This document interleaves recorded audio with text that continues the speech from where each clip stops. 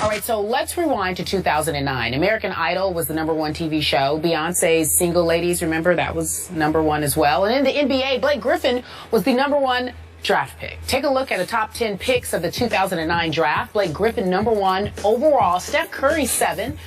Brandon Jennings at 10. Round it all off. If you had to do it all over again, and you were in charge of an NBA team, and I'm talking to you, Mr. Broussard, would you still take Blake Griffin at 1? Now, we know what going into the draft, we know how every player is playing in the NBA to this point in their career, or we still are judging it with the same news that we had as they were all entering the draft? Knowing what you know now, where they are right now at this point in their career. Knowing what we know now? Yeah. Look, you can't go wrong with Blake Griffin, but there's no question in my mind right now, knowing what we know, I would have to take Steph Curry. I mean, even though I voted for James Harden to be MVP, I can't get mad at Steph winning it because I thought it was that close. And Steph, they're all great players, those three guys. But I would take Steph first. And you can look at it several ways. Remember, the Clippers, of course, didn't have Chris Paul at that time. So you would have needed a point guard. So Steph Curry would have been the guy to take. But we can look at these lineups. You know, Steph has led his team to a great regular season. He's won an MVP award. And when we look at their supporting cast, particularly Blake and Steph, Blake's got the guy who's been the best point guard in the league for the past 5 years before Steph took that title this year. Okay? You got a top flight center in DeAndre Jordan. You've got a great sixth man in Jamal Crawford. And you've got a top 5 coach who I still think at this point, just because Kerr's only done it for 1 year, you still probably have to put Doc Rivers ahead of Steve Kerr right now. So you've got a great coach. Steph has another great all-star guard next to him, and then some really, really, really good players, but none of them that'll probably make an all-star team next season.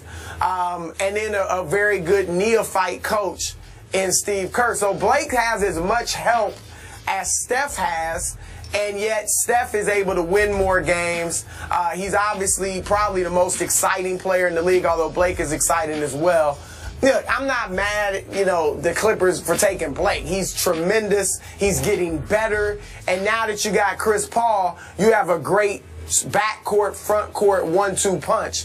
But, hey, I'd have to take the MVP, a guy who could very easily become the face of this league. Some might say he already is because he led the league in all-star votes. I would still say it's LeBron is the face of the league, but you can't go wrong with Steph. So I would take Steph #1. Yes, I don't know if you remember this, but before that draft, I went on record on this show saying I would take Steph over Blake at #1 in that draft. But then you and I began to debate Blake Griffin. I didn't remember. You were completely sold on Blake, remember, going into his first year after the draft.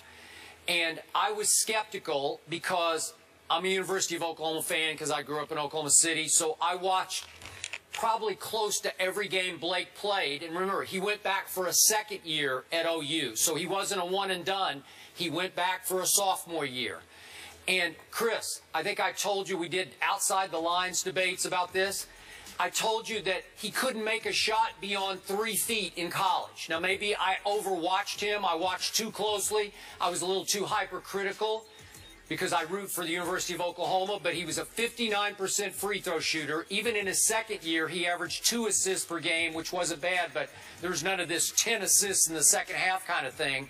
My point about Blake is, Chris, I don't think I've ever seen a player improve as much as Blake Griffin has the last couple of years. He can shoot the lights out now. That 15 to 18-foot shot, if you just dare him to sit there and take it, he will take it and he will make it and make it and make it.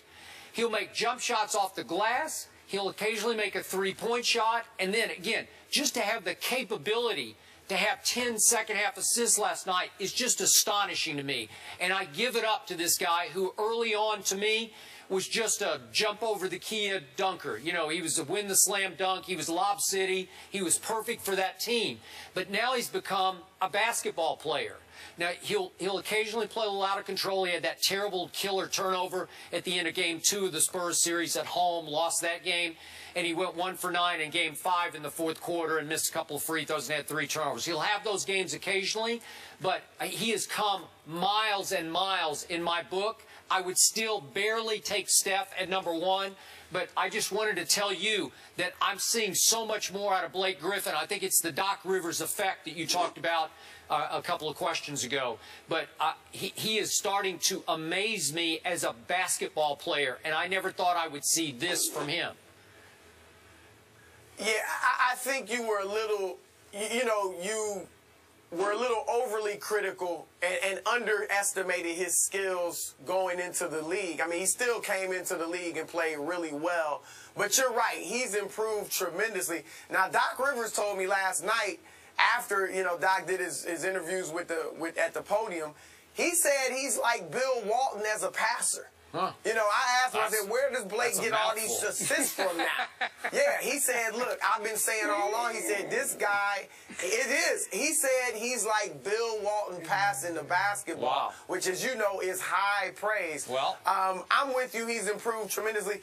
And I give you credit because there were very few people. You and Bobby Knight are like the only people I remember raving about Steph Curry. Yeah. I certainly didn't think he would be this good. I didn't think he'd really be an all-star caliber player, let alone an MVP. Well, Chris, the other thing that turned me away from Blake early was his reputation at the University of Oklahoma for being soft. That you could get physical with him early in those Big 12 games, and he would just sort of fold up and go away. And as late as, when did Chauncey come on our show? A couple of years ago? Miami final, we had Chauncey on the show before he worked at ESPN. This was 2 years ago. Yep. And he basically, I don't know if he used the word soft, but I think that was the message was that even as his teammate, he saw Blake as a little too soft. I'm not seeing that anymore. I'm seeing Bull in China Shop occasionally where he plays a little out of control, but he ain't no softy, I can tell you that. He is crashing and banging and people. He's taking his pound of flesh in the paint. Much like you do, Chris, when you come on TV. Yes. Let me say this. People might think this is crazy. If these guys can stay healthy, remember, John Stockton and Karl Malone did not get to the finals till many, many years of playing together. Yep. And I think you could, look, Chris Paul, all-time great point guard, you could see these two become a Stockton-Malone type tandem. I could see it. I could, honestly. All right. Yep. Chris Broussard, thank you for holding it down for us in Houston. We appreciate it. We're going to put you out of the chair and put our coach Herm Edwards in the chair. It is always a pleasure. Thank you, Chris. Thank you, Chris. We appreciate it. Yep. Go get him, Herm. Thanks, Skip. See you guys. Go get him. My producer says Pacquiouch. I don't have that in me to say. Pacquiouch? Pacquiouch. Who came up with that? Brian Borg. Oh, way to go, Brian. That's Manny clever. reveals he had an injured shoulder during Saturday's big fight. We'll get the thoughts from our coach, Pacquiouch. I don't know if that has enough swagger for me to say, but you like it. I don't know. I'm still thinking about it. Okay, all right. Brian, we like it. See you in a minute. All right, so we talked about how the Cowboys did in the draft. What about the Jets? They got Leonard Williams, and in the 4th round, they managed to pick up what Skip says is the steal, quarterback Bryce Petty. After the draft, we want to rank the Jets in the AFC East. Coach still here with us. Where do you rank them? Are they really going to give the Patriots a run for their money? I think they are. I think all those teams in the division are. But it started with me with the Jets before the draft. Okay. When they went out and acquired a whole new secondary. They brought Camardi back. They brought Revis back. Screens. Gilchrist. Okay? So when you look at that, this is a team that gave up 31 touchdown passes last year. They were really good up front. They had a front seven with Wilkerson and the guys, and now they get Leonard. They went out and got Brandon Marshall on offense. They also bring in the kid from Ohio State, Devin Smith. Okay? Reminds me a lot of Lavernius Coles, built-wise. Okay? And the key is they bring in Chan Gailey, offensive coordinator. Okay. He's a guy that can take an athlete, especially a quarterback, and put him in position to run an offense around his skill set. So Chan is involved in this offense, which I think will be a lot better than it was last year. Okay. You know, you might even enjoy coaching this team. He's staying here. He doesn't want to leave the spin. Yeah, because you know what staying here is? Yeah. You never have to worry about the score. Oh. It's always good. You win every Sunday. You've been there and done I've been there, that, right? Yes. Won a division while I was there, by the way. You know what? This well could be the best defense in pro football.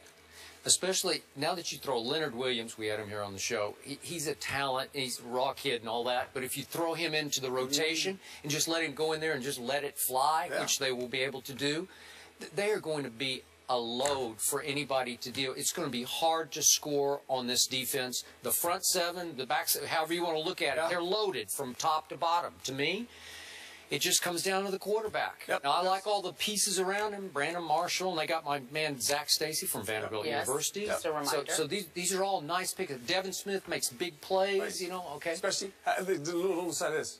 The Buffalo Bills, they got pretty good defense. Yeah, they too. do. They got They good do. defense. Miami Dolphins? Yeah. We got Sue and the guys? They're pretty good too. So all of a sudden, all these teams realize, you know, we don't have the quarterback maybe to beat Tom Brady. Sure. Well, on the other side of football, we better load up. Yeah. And go hit Tom Brady. Try to cover those receivers. Sure, we're just This not going to lay down. This is going to be an interesting division. This is going to be a lot of fun. Maybe in 2 years, Bryce Petty, it could even take 3 years. He's just going to be a really good starting quarterback in the league, but he'll be raw for a while. But in the meantime, they're sticking with Geno, right? Right. Gino's the guy right now. Well, I don't know. Ryan Fitzpatrick might be the guy. Well, it's recovering from a broken leg. What do you think? You think Geno?